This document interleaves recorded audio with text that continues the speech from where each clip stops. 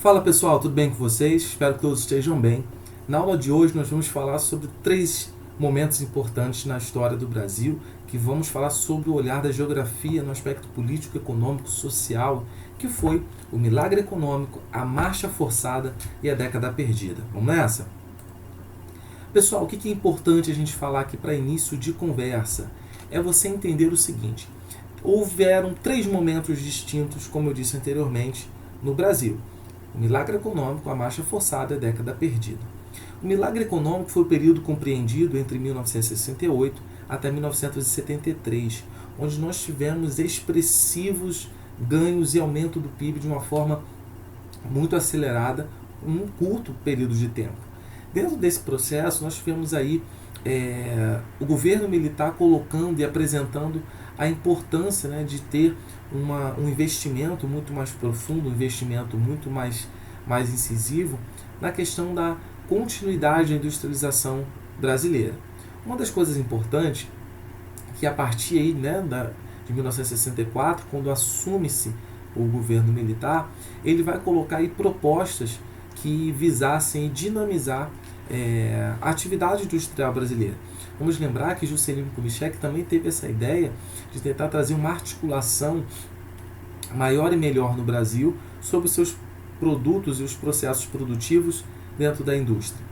Uma das medidas tomadas, né, diretas na economia foram a revogação da lei da remessa de lucros, onde o governo federal ele ficava isento de ter que repassar para as unidades federadas, os estados e os municípios, parte da sua arrecadação. O controle dos salários, o que foi chamado de arroxo salarial, foi uma medida para que não houvesse aumentos na folha de pagamento do governo federal, ou seja, e assim ele teria menos custos. A ampliação ao crédito à população. Então houveram 2 situações. Ao mesmo tempo em que houve um congelamento dos salários do funcionalismo público, nós também tivemos uma abertura de crédito para a população. Então elas tinham facilmente acesso a empréstimos nos bancos para poder consumir. Vamos lembrar que consumindo você gera economia e as coisas começam a funcionar mais e melhor. Por fim, a gente vai ter a expansão da construção civil, com grandes obras e grandes empreendimentos colocados aí, fazendo com que ficasse a todo vapor o processo de crescimento no Brasil, na questão principalmente da infraestrutura. E, obviamente, um melhor desempenho das indústrias, injetando-se vários investimentos dentro desses setores. Das grandes frases, né, emblemáticas colocadas dentro desse período foi ninguém mais segura esse país, colocado aí pelo Médici, colocando essa política e essa figura de crescimento a todo vapor que o Brasil estava passando. Com isso tudo vai ser criado um projeto, vai ser criado aí o primeiro PND, o Plano Nacional de Desenvolvimento, que consistia em quê, pessoal? Consistia, a partir foi começado a ser elaborado na década de 70 e tinha como visão principal o objetivo de preparar a infraestrutura para o crescimento. Então você precisa ter uma infraestrutura pronta para que quando o crescimento, quando de fato as coisas aconteçam, você tenha aí uma estabilidade para que isso funcione cada vez melhor.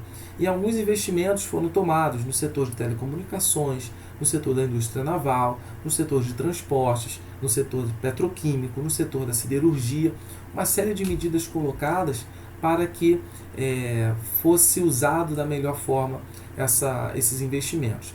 Uma das grandes obras colocadas aí como obras faraônicas, todas elas estavam dentro aí do que foi chamado de Projeto Brasil Potência, onde queria se colocar essa imagem do Brasil que estava se deslanchando na América Latina, com grandes obras crescendo a todo vapor, mesmo que em um sistema de regime político no momento autoritário. O que vai ser importante lembrar? Obras, por exemplo, como a usina binacional, né, entre Brasil e Paraguai de Itaipu, construída lá no estado do Paraná, que vai ser até então, na época da sua criação, a maior usina hidrelétrica do mundo. A BR-230, também conhecida como a Transamazônica, um importante elo de ligação aí, colocando o extremo norte do Brasil, todo ele quase que cortado de ponta a ponta. A ponte Rio-Niterói, ligando essas 2 cidades fluminenses, fazendo com que houvesse uma articulação melhor entre elas. E sim, gente, essas obras são criações, são feitos, né, do período militar, essas grandes obras de infraestrutura colocadas aí pelo regime militar. Porém, nós vamos ter alguns problemas. Que problemas foram esses? Nós tivemos, gente, para você construir, você fazer qualquer coisa, você precisa de capital, você precisa de dinheiro. E o que vai acontecer? Nesse período do contexto mundial, né, do milagre econômico, nós vamos ter aí uma folha, uma quantidade muito grande de acesso ao crédito no exterior. Assim, nós vamos pegar grandes reservas de empréstimo de dinheiro para injetar na economia brasileira. Isso vai fazer com que a gente comece a aumentar a nossa dívida externa, comece a aumentar os nossos índices inflacionários e a gente começa a ter, começando a ter sérios alguns problemas. E nós vamos ter, por exemplo, a concentração econômica, um grupo com muito, outro grupo com poucos. E a gente vai ser afetado diretamente pela crise do petróleo em 73. Haja vista que o Brasil ainda era muito dependente desse tipo de combustível de importação. E aí acabou gerando alguma série de problemas, mesmo que o Brasil estivesse aí se deslanchando dentro do seu processo econômico produtivo. Daí, de 74 a 79, a gente vai ter aí o foco, né? Vamos colocar qual seria o foco do segundo Plano Nacional de Desenvolvimento, o segundo PND.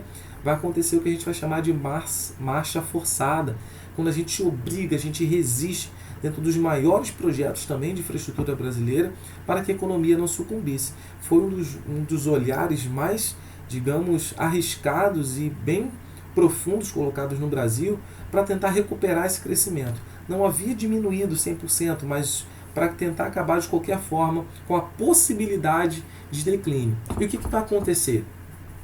Nós vamos ter ampliação da malha ferroviária, da rede de telecomunicações, o aumento da malha rodoviarista.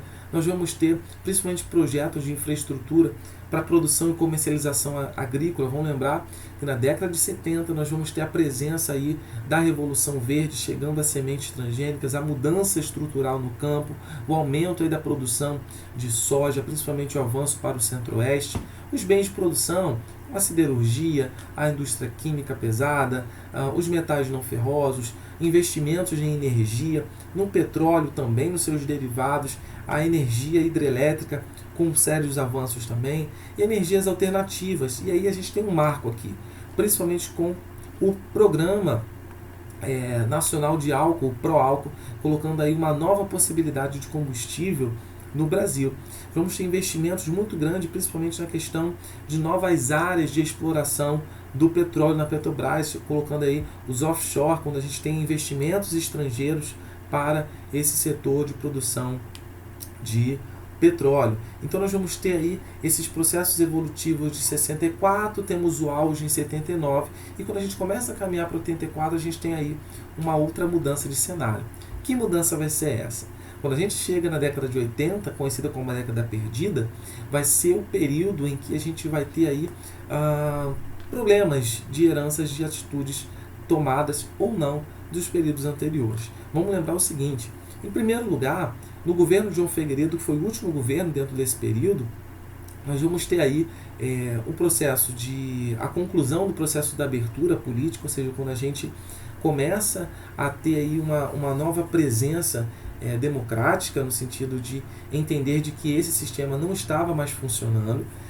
Vamos ter uma séria crise econômica permanente por conta alta inflação, alto desemprego, alta recessão, greves, principalmente dos movimentos trabalhistas, pontos bem acentuados de violência e de repressão. São momentos mais tensos que a gente vai encontrar.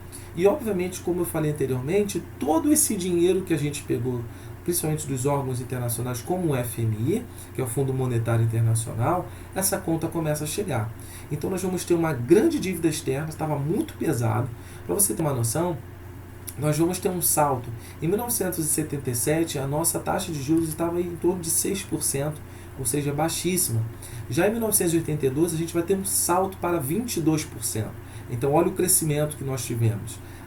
Uma inflação elevadíssima, fazendo com que a gente tenha agora novos movimentos populares acontecendo, pedindo o fim desse regime militar, pedindo o fim desse regime político que estava, movimentos A gente vai ter uma marca, por exemplo, da CUT, movimentos dos sem terra, colocando aí a sua visão cada vez mais social da coisa para que esse sistema tivesse mudanças. E aí todo esse processo de enfraquecimento político, social da ditadura militar faz com que a gente ficasse praticamente com essa década perdida, uma década totalmente estagnada em relação a grandes crescimentos econômicos que não houveram.